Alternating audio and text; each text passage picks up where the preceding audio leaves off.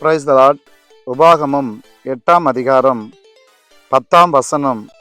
ஆகையால் நீ புசித்து திருப்தி அடைந்திருக்கையில் உன் தேவனாகிய கர்த்தர் உனக்கு கொடுத்த அந்த நல்ல தேசத்திற்காக அவரை ஸ்தோத்தரிக்க கடவாய்.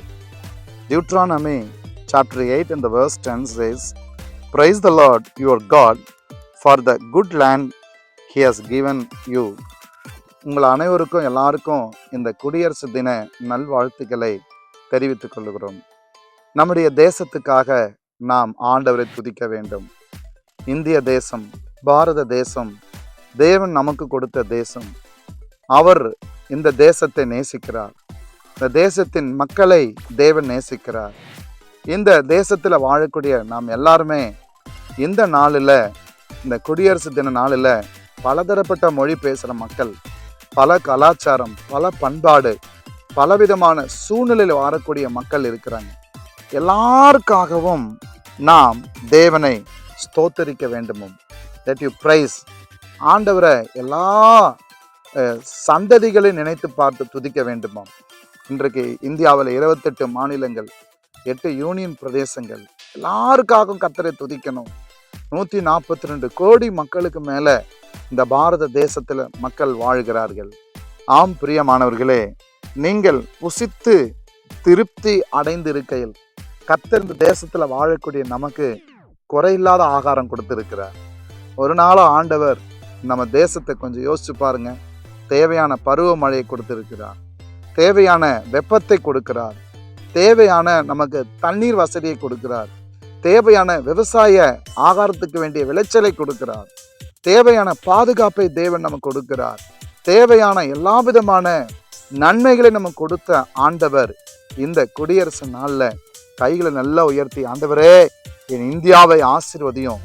தேவ பிள்ளைகளை இந்த நேரத்துல என்னோடு ஜெபத்தில் இணைந்திருக்கிற பிள்ளைங்க எல்லாரும் சொல்லுங்க, ஆண்டவரே என் தேசத்துக்காக தினம் ஒரு 10 நிமிஷமாவது தேசத்துக்காக ஜெபம் பண்ணுங்க. ஏனென்றால் வேதம் சொல்லி இருக்கிறது, ஆண்டவரை துதிக்கும் போது அந்த துதிக்கிற இடம், வேதம் சொல்லி இருக்கிறது, ஆண்டவர் ஸ்தோத்திர பலி இடுகிறவன் என்னை மகிமைப்படுத்துகிறான்.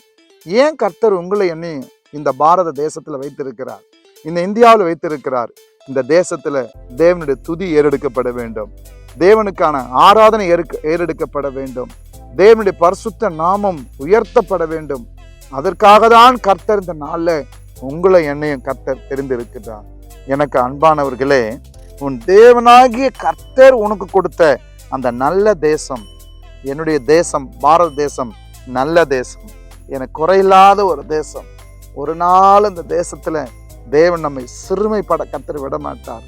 ஒருவேளை இந்த நாள்ல நம்ம வாழ்க்கையில நம்ம தேவ பிள்ளைகளை பலவிதமான கடினமான பாதையின் வழியாக இந்த தேசத்துல நாம் கடந்து போகலாம். ஆனால் இன்றும் தேவன் நமக்கு நன்மை செய்கிறவராய் இருக்கிறார், நம்மை கைவிடாத தேவனாய் இருக்கிறார். நம்ம எல்லாரும் ஒப்பு கொடுத்து ஜெபிப்போமா? கொஞ்ச நேரம் எல்லாரும் ஸ்தோத்திரம் பண்ணுங்க, எல்லாரும் ஸ்தோத்திரம் பண்ணுங்க, எல்லாரும் ஸ்தோத்திரம் பண்ணுங்க. அப்பா, இந்த நேரத்துல இந்த வார்த்தையை கொடுத்தீரே, கொடான கோடி ஸ்தோத்திரம். நாங்கள் புசித்து திருப்தி அடைந்திருக்கையில் அப்பா, கர்த்தர் கொடுத்த நல்ல தேசத்தை ஆண்டவரே நீ ஸ்தோத்தரிக்க கடவாயின்னு சொன்னீங்களே, எங்கள் தேசத்தை நினைத்து உம்முடைய கரங்களை நாங்கள் மனதார உம்மை புகழுகிறோம், உம்மை வாழ்த்துகிறோம், உம்மை உயர்த்துகிறோம். அப்பா, உம்முடைய கிருபை, உங்க தயவு, உம்முடைய ஆளுகை இந்த இடத்துல ஒவ்வொருவரையும் ஆட்கொள்ளும்படி ஜெபிக்கிறேன்.